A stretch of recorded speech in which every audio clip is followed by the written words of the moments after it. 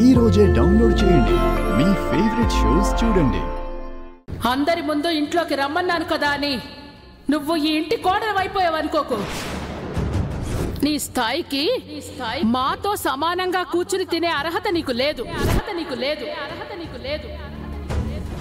ఇంట్లో గంగని శకుంతల పని మనిషిగానే చూస్తోంది. గంగని ఈ అవమానాల నుండి తప్పించాలంటే నేను ఏదో ఒక గట్టి నిర్ణయమే తీసుకోవాలి. పెదనాన్న. రుద్ర, నువ్వింకా నిద్రపోలేదా? నిద్ర రావట్లేదు పెదనాన్న. పోనీ గంగని తీసుకుని అలా డ్రైవ్కి వెళ్ళి రాలేకపోయావా?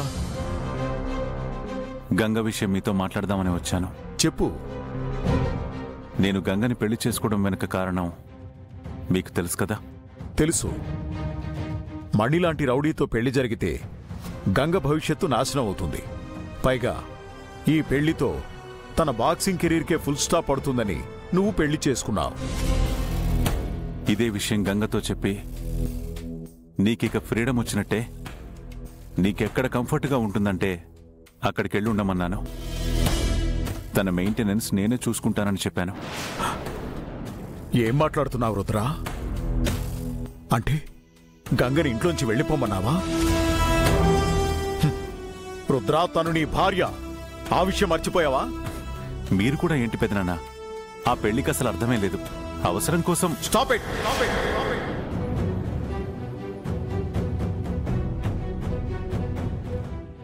పెళ్ళనేది ఎప్పుడూ అర్ధరహితం కాదురా. నువ్వు గంగమెళ్ళలో తాళి కట్టడం వెనక నీ ఉద్దేశం ఏదైనా అయి ఉండొచ్చు. కాని ఒక్కసారి మూడు ముళ్ళు పడ్డాక తను నీ భార్యే. తనకేం కాకూడదనే కట్టాను. ఇప్పుడు తనకి భయం లేదని తీసేయమనడానికి నువ్వు కట్టింది తాయెత్తు కాదు, తాళి. పెళ్ళంటే జన్మజన్మలకు ముడిపడే బంధం. అది నువ్వు అంగీకరించి తీరాలి. మీకు నేను చెప్పేది అర్థం కావట్లేదు పెదనాన్న. ఈ ఇంట్లో ఉంటే గంగకి అవమానాలు తప్ప తను చాలా ఇబ్బంది పడుతుంది. పడని.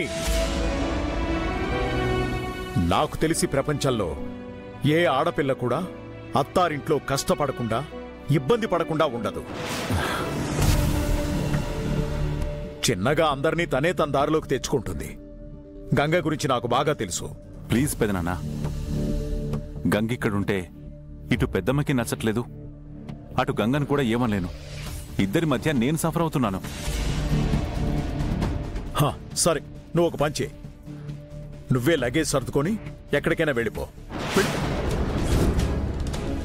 అవునరా, గంగ నా ఇంటి కోడలని నేను అంగీకరించాను. నువ్వు కూడా నీ భార్యని అంగీకరించాల్సిందే. ఇక మీ పెద్దమ్మంటావా? తనేదో మొండితనం చూపిస్తుంది. తనకు కూడా వేరే ఆప్షన్ లేదు. తను ఇప్పటికైనా ఎప్పటికైనా మిస్సెస్ గంగా రుద్ర ప్రతాపే. అర్థమైందా రాజ్యా? ఎక్కువగా ఆలోచించకుండా వెళ్ళి రెస్ట్ తీసుకో.